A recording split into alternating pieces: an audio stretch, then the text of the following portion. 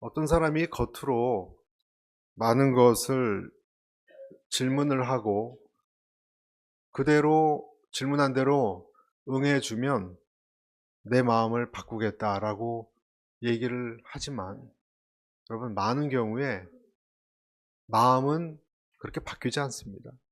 그리고 그런 요구도 사실은 핑계일 뿐일 경우가 많습니다.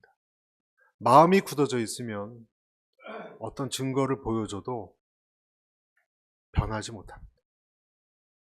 오늘 예수님을 거부하는 사람들하고 예수님이 지금 얘기하고 있는 이 내용이거든요.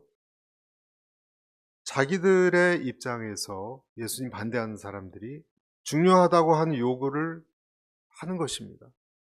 예수를 메시아로 믿지 않는 오늘 이 서기관 그리고 바리새인들이 뭘 자꾸 요구했냐면 표적을 좀 보여달라는 거예요. 우리도 하나님 안 믿는 사람들 그런 얘기하죠. 내가 주먹을 믿지 하나님 보이지도 않는데 좀 기적을 베풀어 달라. 이 사람들이 지금 예수님을 자꾸 이렇게 시달리게 하고 있는 이 표적이 뭘 얘기하는 거냐면 구약에서 나왔던 그 모세에게 내렸던 출애굽기에 나오는 만나 있죠, 여러분. 하늘에서 음식이 하늘에서 떨어졌어요, 여러분. 만나가. 그런 것 좀 보여주면 내가 믿겠다는 거예요. 당신이 메시아인 줄. 또 여호수아가 어떻게 했습니까? 기도로 해와 달이 멈춘 사건이 여호수아서의 10장에 나와요. 그런 천체를 스톱하는 뭐 그런 걸 보여주든지 사무엘 시대 우레 사건 또 여러분 잘 알고 있는 엘리야 거짓 선지자들과 대결했을 때 하늘에서 뭐가 떨어졌잖아요. 그렇죠? 불덩이가 떨어졌잖아요. 그런 이적 갈멜산에 나타났던 이적 그리고 지금은 하늘의 천군 천사를 이끌고 예루살렘으로 다 들어와서 로마를 무너뜨려 달라. 로마 이 제국을 무너뜨리면 그럼 내가 당신 인정하겠다. 여러분 지금까지 바리새인들과 이 서기관들이 예수님의 표적을 그럼 한 번도 안 봤습니까? 표적만 갖고 한번 얘기를 해보자고요. 한 번도 못 봤습니까? 수도 없이 봤습니다. 수도 없이 봤습니다. 소경이 눈 뜨고 문둥병자가 깨끗한 아기 피부로 돌아가는 것 다 확인했습니다. 죽은 딸이 살아나는 일, 벙어리 귀신 들린 사람이 귀신이 나가고 특히 거라사 광인의 그 군대 귀신이 돼지떼에게 들어간 그 사건 여러분 그것은 한두 명이 본 게 아니에요. 더 무엇을 보여달라고 하는 겁니까? 약한 자들, 상한 자들 고치고 귀신 내쫓는 기적을 행하시고 또 말씀을 풀어서 하늘나라 천국에 대한 복음 설교하시고 자기가 메시아임을 충분히 증거하셨어요. 그런데 서기관들, 바리새인들은 이것도 아직까지 자기들 기준에 흡족하지 않은 거예요. 여러분, 하나님께서 출애굽 당시 이스라엘 백성에게도 기적 베푸셨잖아요. 그런데도 계속 불평하고 안 믿었잖아요. 그러니까 우리가 흔히 생각하는 증거를 보여주면 믿는다라는 말은 우리 인간 존재에게는요 해당되지 않아요. 그걸로 안 바뀌는 것입니다. 오히려 예수님이 지금 이런 일을 한 것을 마귀의 짓이라고 예수님을 도리어 마귀 새끼라고 비난을 했습니다. 바알세불의 힘을 빌어서 한 것이라고. 예수님이 한 번은 들판에서 5천 명을 그 무리에게 기적 베푸는 일이 있었죠, 여러분. 떡을 오병이어 기적 여러분 아시죠? 배불리 먹인 일이 있었는데 그 일이 있고 나서 그 다음 날 어떤 일이 일어났는지 아세요, 여러분? 예수님 반대하는 사람들이 와서 표적을 더 보여달라는 거예요. 어저께 5천 명을 먹인 기적이 있었는데 그 다음 날 이들이 몰려와서 표적 더 보여달라 그러니까 예수님이 너무 기가 막히셔서 뭐라고 말씀하셨냐면 썩는 양식을 찾지 말고 영생안의 양식을 찾으라. 그렇게 말씀하셨습니다. 그러니까 이 무리들이 가만히 있지 않고 또 질문합니다. 우리 보고 당신을 믿게 하기 위해서 표적 보여주세요. 모세의 만나 같은 표적 보여주세요. 그때 예수님이 뭐라고 얘기하셨냐면 내가 표적이다. 그렇게 얘기하셨어요. 요한복음 6장 35절에 내가 곧 생명의 떡이니, 여기서 이 말이 나온 거예요. 내가 생명의 떡이니. 하늘 만나가 아니라 내가 생명의 만나다. 내게 오는 자는 결코 줄이지 않고 목마르지 않게 될 것이다. 자, 여러분, 제가 어떤 말씀 드리려고 하는지 아시죠? 사람들은 끝없이 자기가 생각한 하나님을 보여달라고 요구를 합니다. 그러면 우리 질문은 정말 이 사람들이 순수하게 예수님이 어떤 분인지, 하나님의 아들인지 알고 싶어서 그런 것입니까? 정말? 그게 아니죠. 마음이 잘못 자리 잡혀 있는 사람은요, 뭘 갖다 주어도 설득당하지 않습니다. 아멘. 네, 결국은요, 마음가짐이에요. 이것이 우리가 명심해야 될 첫 번째 요점이에요. 중요한 것은 뭐예요? 보이는 것이 아니라 마음. 요나는, 여러분, 요나서의 요나를 생각해 봅시다. 니느웨 성 사람들 향해서 놀랄만한 기적, 표적 보이지 않았습니다. 하나님에 대해서, 심판에 대해서 그냥 조금 얘기했습니다. 그런데 뒤집어졌습니다. 별로 특별해 보이지도 않는 말씀 듣고 니느웨 사람들이 회개하며 달라지기 시작했습니다. 충격받은 거예요. 왜 그렇게 됐을까요? 마음을 열었기 때문입니다. 여러분, 홍해를 갈랐어도 사람들은 하나님을 또 의심했습니다. 그러니까 우리 인간에게는 본능적으로, 본성적으로 하나님을 믿기 싫어하는 어떤 죄성이 있는 것 같아요. 그래서 그 마음과 싸워야 되는 것입니다. 예수님이 만약에 유대인들의 요청대로 로마를 뒤엎고 로마를 무너뜨렸어요. 정말 하늘의 천군천사를 데리고 와서 그 표적대로 보여줬다면 그 다음에는 중국까지 무너뜨려라. 전 세계를 뒤집어라. 그래야 믿게 또 그랬을 겁니다. 끝이 없는 거예요. 요한복음에도 너무나 답답해서 예수님이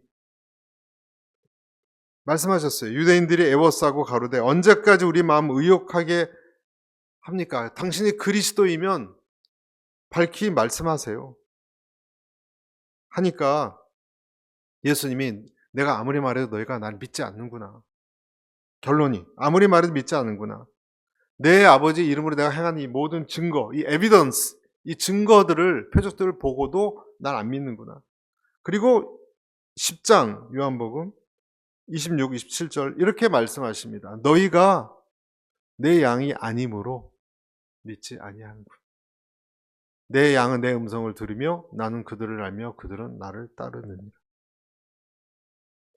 심플하죠? 예수님이 증거 그런 게 아니고 설득력 그런 것이 아니고 내 양이 아니라서 그렇다. 어떻게 보면 무서운 말입니다, 여러분. 이 말은. 어떤 사람은 어떻게든 거절할 이유를 만듭니다. 처음에 하나님 말씀 들으러 교회를 가자 하면 멀어서 못 간다는 사람 있죠. 이사를 옆에서 해오면 그다음에 뭐예요? 몸이 피곤해서 안 간다 그러죠. 몸도 다 낫고 피곤도 없고 가자 그러면 난 설교가 별로 내 스타일이 아니고 그 성도들이 그 사람들 나는 싫어. 끝이 없습니다, 여러분. 유대인들은 주님이 행한 표적을 보고도 믿지 못했습니다. 예수님이 가르친 진리의 말씀을 듣고도 일관되게 예수님이 같은 모순된 얘기 하신 적이 없거든요. 또 놀라운 가르침을 듣고 그가 정말 하나님의 아들, 하나님 자신인 것을 진지하게 받아들이려고 하지 않았습니다. 계속 핑계를 대고 계속 새로운 증거를 요구했습니다. 그런데 예수님이 딱 한마디로 결론 지으신 거예요. 내 양이 아니기 때문에, 표적 문제가 아니라 내 양이 아니기 때문에, 너희 마음의 삐뚤어진 마음 때문에 받아들이지 않는 것이다. 여러분, 초대교회는 다 어려웠어요. 박해가 많았기 때문에. 지금하고 달랐습니다. 그런데 그 중에서 특별히 칭찬받는 교회가 있었는데, 어떤 교회냐면 데살로니가 교회예요. 데살로니가 교회가 칭찬받았던, 굉장히 하나님을 잘 알고 믿었던 이유가 무엇일까? 여러분, 그 비결이 뭘까요? 데살로니가전서 1장 6절에 이렇게 되어 있습니다. 너희는 많은 환난 가운데 성령의 기쁨으로 말씀을 받아 우리와 주를 본받은 자가 되었으니. 환난을 받았는데 기쁨으로 말씀을 받았다는 거예요. 말씀을 받느냐예요. 사람 말이 아니라 하나님 말씀으로 들었다는 거예요. 그것이 데살로니가전서 2장 13절에 너희가 우리에게 들은 바 하나님 말씀을 받을 때 사람의 말로 받지 아니하고 하나님의 말씀으로 받으니. 같이 그 다음에 읽을까요? 진실로 그러하도다. 이 말씀이 또한 너희 믿는 자 가운데서 역사하느니라. 여러분, 믿는 마음으로 받아들이면요, 그때부터 이 말씀이 액티베이트가 돼요. 역사하기 시작합니다. 여러분 믿습니까? 놀랍게 믿을 때 역사하기 시작합니다. 어떤 목사님이 목회를 하시다가 시험이 들었습니다. 자식에게 청각장애가 있었거든요. 근데 미국에 왔는데도 그 자식이 있는 청각장애가 나이가 들면서도 낫지 않는 거예요. 그래서 이 목사님이 보면 어렸을 때 3살 때 아버지가 일찍 돌아가시고 어머니도 직장 첫 월급 받자마자 드리지도 못하고 돌아가셨어요. 인생이 너무너무 서글픈 거예요, 여러분. 근데 지금 자식까지도 귀에 이상이 보통 심한 게 아니라 아픔이 있었다는 것입니다. 이 목사님이 그런데 말씀을 연구하다가 제일 이해가 되지 않는 구절에 부딪혔습니다. 요한복음 10장 10절이에요. 뭐라고 되어 있냐면 이렇게 되어 있습니다. 요한복음 10장 10절에 도둑이 오는 것은 도둑질하고 죽이고 멸망시키는 것뿐이요 내가 온 것은 양으로 생명을 얻게 하고 더 풍성히 얻게 하려는 것이다. 말씀 아시죠, 여러분? 생명을 얻게 하는 것까지는 내가 받아들이겠는데 예수님을 믿으면 더 풍성히, 이 말에 딱 가시가 목에 걸린 것처럼 걸린 거예요. 목회를 하면서도 기도를 안 했습니다. 기도가 안 나왔습니다. 하나님한테 삐졌기 때문에. 풍성히 얻게, 예수님 믿으면 풍성히 얻게 한다고 하셨는데 더 힘들어지고 더 우울해지는 거 아닙니까? 그래서 어느 날 정말 작심하고 기도했습니다. 진지하게, 하나님 정말 제 아버지를 일찍 그렇게 데려가셨는데도 제 인생을 풍성하다고 말씀하실 수 있습니까? 하나님 대답하셨어요. 그렇다. 제 어머니도 데려가시고 제 인생을 풍성하다고 하실 수 있습니까? Yes. 그렇다. 제 자식에게 고칠 수도 없는 병이 있는데도 어떻게 제 인생이 풍성하다고 말씀하실 수 있습니까? 하나님이 대답하셨습니다. 그렇다. 그런데 이 목사님이 이 답을 듣고 하나님이 틀릴 뿐이 아닐 거다라는 생각으로 그 성경 말씀을 진지하게 받아들이기 시작했어요. 그러니까 갑자기 그날부터 세상이 달라 보이는 거예요. 같은 세상인데 다른 세상이에요. 메마른 세상이 아니라 풍성한 세상으로 변한 거예요. 여러분, 하나님은요, 억지로 우리 마음을 변화시킬 수 없습니다. 하나님이 할 수 없는 2가지가 있어요. 뭘 못하시냐? 첫째, 거짓말을 못하세요. 하나님 속이지 않으세요. 둘째, 우리 마음을 강제로 바꿀 수 없어요.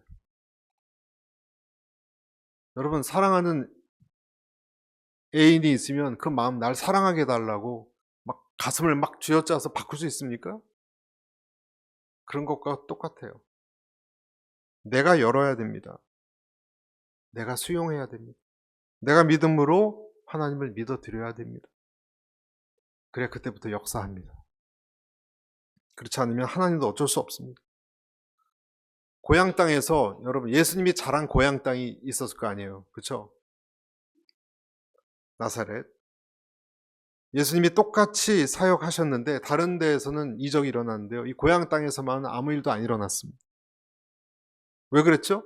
어릴 때부터 코 흘리개로 봤던 예수를 멸시했기 때문에 그의 말을 온전하게 진지하게 받아들이지 않았기 때문에 아무 역사가 치유도 일어나지 않았어요. 성경에 보면 마가복음 6장 5절 6절에 그래서 이렇게 되어 있어요. 거기서는 아무 권능도 행하실 수 없어 다만 소수의 병자에게 안수하여 고치실 뿐이었고 또 뭐라 그러셨냐면 그들이 믿지 않음을 이상히 여기셨다. 예수님도 자기 고향 땅에 그렇게 얘기하고 보여줘도 안 믿는 걸 보고 이상하다. 되게 이상하네. 그러셨다는 거예요, 여러분. 하나님이 이런 사람들 가리켜서 악하고 음란한 사람들 세대라고 말씀하셨습니다. 여러분, 악하고 음란한 남편은요, 자기 본처가 있는데도 다른 여자에게 눈을 자꾸 힐끗힐끗 보고 관심 갖는, 향하는 사람이 악하고 음란한 사람 아닙니까? 결국 사람들은, 여러분, 결국 사람들이 왜 표적에 그렇게 마음이 팔려 있을까? 왜 그럴까요, 여러분? 이 사람들이, 오늘 유대인들이. 내 기준을 만족시켜야 된다는 내 기준입니다. 높아진 마음, 못 버리기 때문에 그래요. 하나님은 왜 내 문제를 해결해 주시지 않나요? 이거예요. 하나님은 왜 내 이 가정 문제, 경제 문제 해결해 주시지 않나요? 왜 내 주변에 이런 어려움이 다 생기게 하셨나요? 왜 달라는 것 안 주세요? 하나님, 내가 몇 번이나 기도했는데 왜 달라는 거 이렇게 안 주세요? 왜 고집이 이렇게 세세요, 하나님?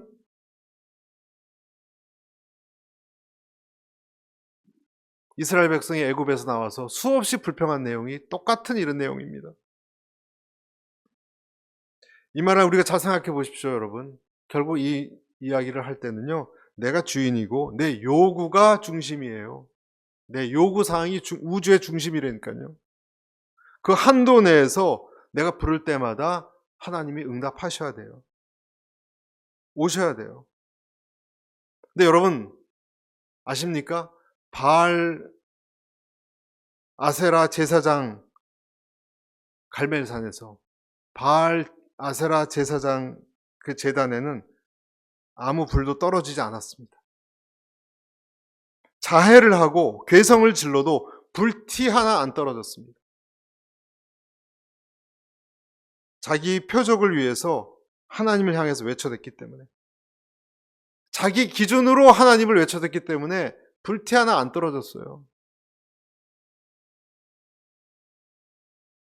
하지만 주님을 온 마음으로 향했던 엘리야에게는 모든 것을 집어삼키는 불로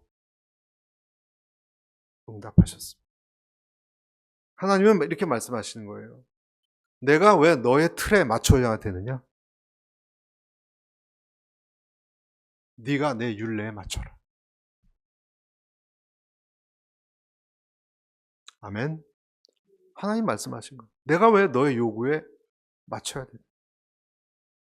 네가 맞춰라.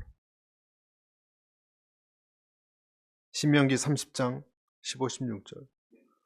보라, 내가 오늘 생명과 복과 사망과 화를 내 앞에 두었나니 곧 내가 오늘 내게 명령하여 내 하나님 여호와를 사랑하고 그 모든 길로 행하며 그의 명령과 규례와 법도를 지키라 하는 것이라. 그리하면 내가 생존하며 네 기도에 응답하여 사는 게 아니고 네가 내 율례에 맞추면 네가 살 거다. 안 맞추면 보장 못한다. 생명과 사망을 너 앞에 뒀다. 네가 택해라. 공이 누구한테 왔어요? 우리한테 왔어요. 이것이 여러분 요나의 표적이에요. 너의 순종을 보이라. 이것이 요나의 표적이에요, 여러분. 마태복음의 12장 39, 40절에 좀 더 오늘 내용 자세히 풀어서 예수께서 대답하여 이르시되 악하고 음란한 세대가 표적을 구하나. 예수님 말씀하신 거예요. 너희들이 막 이런 거 내가 좀 믿겠다 그러지 선지자 표적밖에는 너한테 줄 것이 없어. 이 얘기죠. 선지자 요나의 표적밖에는 보일 표적이 없느니라. 40절에 요나가 밤낮 사흘 동안 큰 물고기 뱃속에 있었던 것 같이 인자도 밤낮 사흘 동안 땅속에 있으리라. 이게 무슨 말입니까, 여러분? 여러분 요나 이야기 잘 아시죠? 요나가 어떤 일을 당했죠? 불순종해서 물고기 뱃속에 들어가 3일간 죽었습니다, 거의. 그리고 살아나서 이 악하고 악한 니느웨 백성 성으로 달려가서 하나님을 증거하고 백성들을 구원했던 선지자예요. 여러분 아시는 것처럼. 예수님이 지금 무슨 말씀하십니까? 예수님이 40절에 나왔듯이 요나가 밤낮 사흘을 물고기 뱃속에 있었듯이 나도 밤낮 사흘을 땅속에 있을 거다라는 거예요. 예수님은 지금 요나와 자기를 연결시키는 거예요.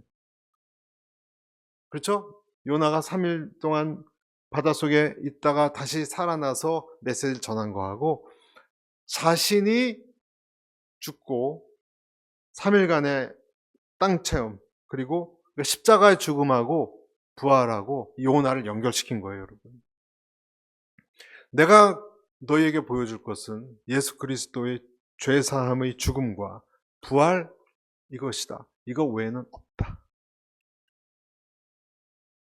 여러분 여기서 잘 보십시오. 요나는요 무슨 기적을 일으켰거나 병자를 고쳤거나 재앙에 하늘에서 무슨 불이 내리게 했거나 한 적이 없습니다, 여러분. 그렇죠? 요나가 그런 거 한 적 있습니까? 요나는요 기적을 일으키지 않았습니다. 표적을 보여주지 않았습니다. 이게 무슨 말입니까? 요나 자신이 표적이에요, 그냥. 아멘. 요나 자신이 표적이에요. 배가 파선을 했는데 바다에 그래서 던져졌는데 물고기 입 안으로 들어갔습니다. 그래서 이 요나가 이 사람이 물고기 그 위장 속에서 죽지도 않고 3일 만에 다시 육지로 토해내쳐졌어요. 그래서 살아서 그 구원의 메시지를 전하러 왔다는 말이에요. 그러니까 요나 그 자신이 메시지예요. 그 사람 말이. 예수님 자신이 뭘 더 안 보여줘도 자체가 메시지고 기적인 거예요, 여러분. 요나가 어떻게 사람들에게 이런 능력을 전해서 그 사람들을 뒤집을 수 있었어요? 요나가? 무슨 마술을 행했습니까? 하나님을 경험했기 때문이에요. 요나가.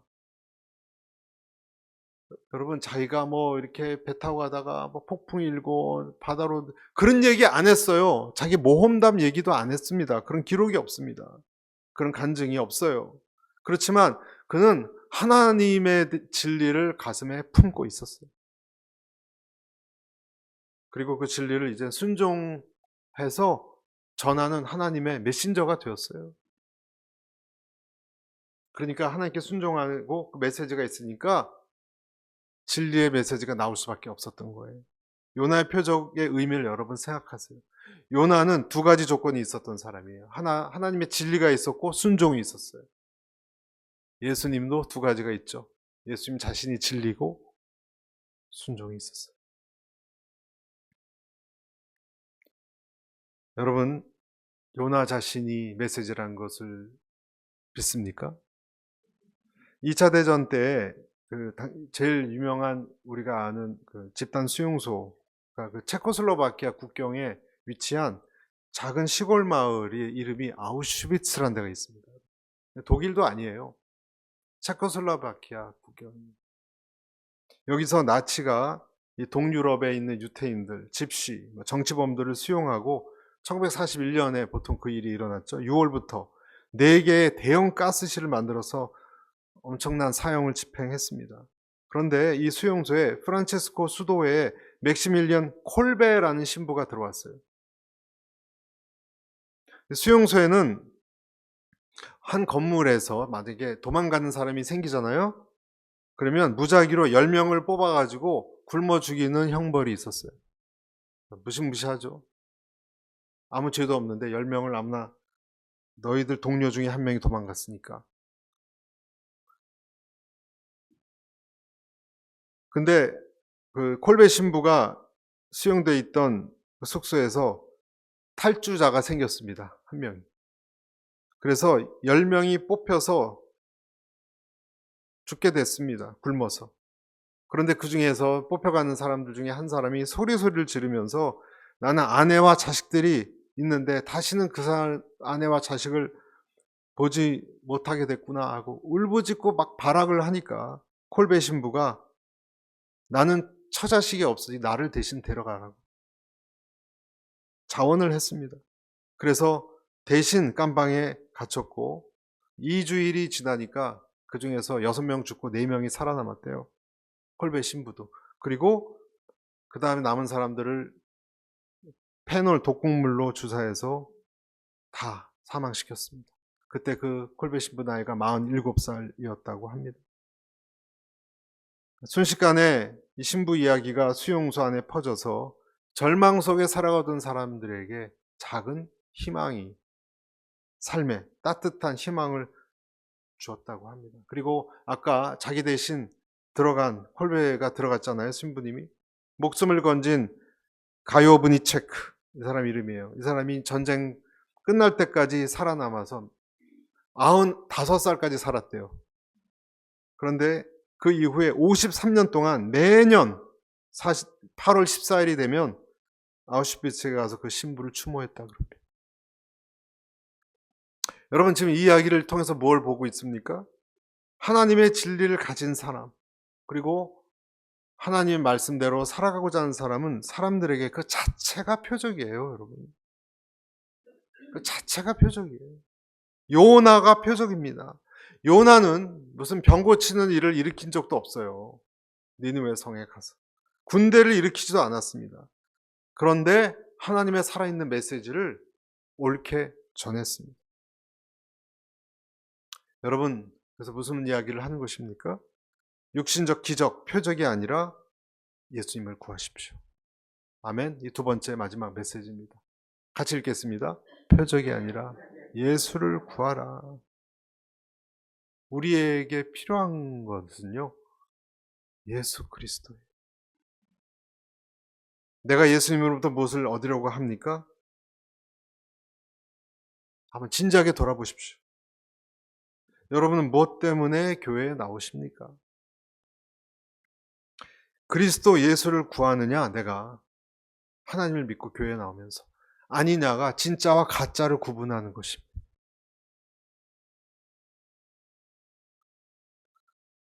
세상의 표적, 내 이익이 나타나지 않으면 가짜는 떠나게 되어 있습니다. 비즈니스 하려고 교회에 오면 이익이 안 생기면 그 사람은 안 보이게 되어 있습니다.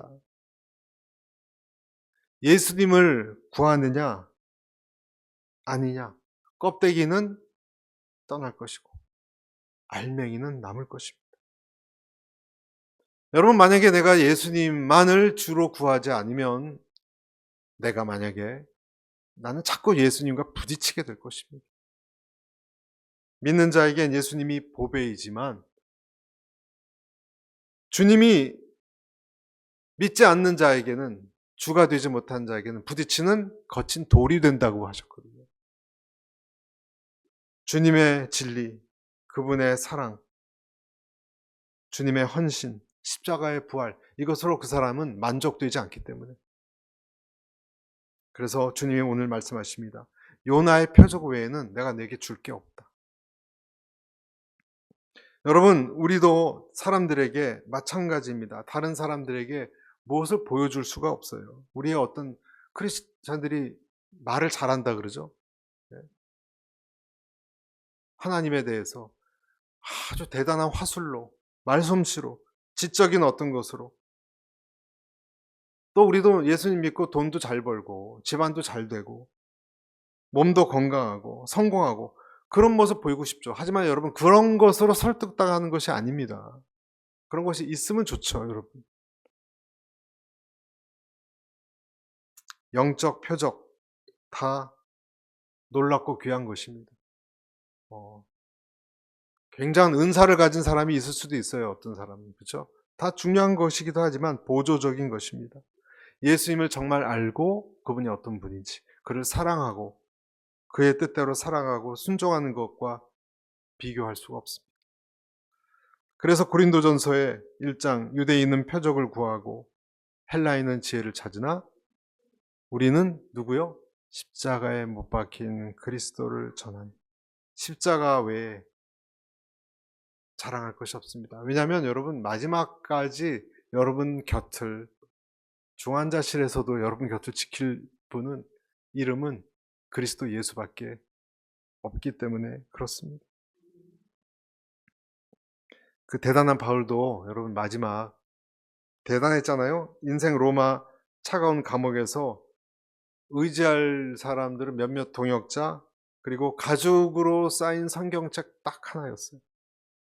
그 동역자들도 다 잠들고 외로울 때 딱 보이는 것은 성경책밖에. 우리도 똑같아요, 여러분. 여러분 가족들이요? 가족들도 피곤해요, 여러분. 힘들어요, 여러분. 나 혼자 있을 때는요, 예수님밖에 부를 이름이 없습니다.